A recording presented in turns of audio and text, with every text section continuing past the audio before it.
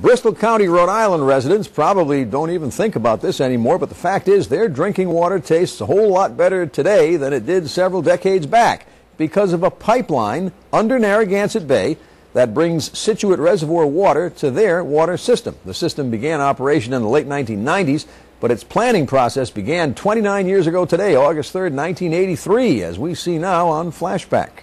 The plan would include the eventual takeover of the privately owned water company. But the key is a cross-bay pipeline to bring water from the Scituate Reservoir. The cost is pegged to $27 million for Bristol County, but a later expansion to include Newport County would raise the price to $33 million.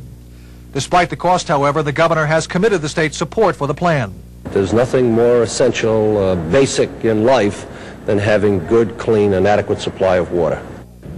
The design and construction of the pipeline is likely to take about 4 years to complete. But in an effort to get the plan moving as quickly as possible, Gary has indicated the statewide bond issue will be on November's ballot. Tom Cole, Newswatch 10 at the State House. Flashing back to another August 3rd, 1977, at the Scituate Reservoir itself. Word of layoffs by the city of Providence doesn't sit too well with the workers. The Providence Waterworks serves some 430,000 Rhode Islanders, far more than just the city's population.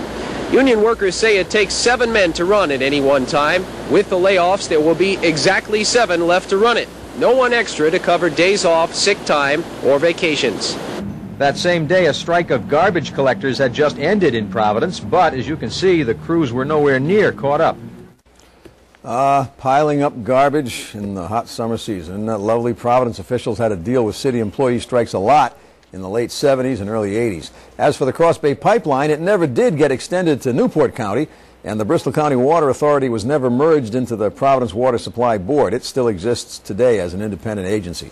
Reporter Tom Cole, after he left here, worked for many years in the Washington, D.C. area, and Mike Lawrence moved from here to TV News in Boston for many years. Today is a public relations executive in Boston, last we checked.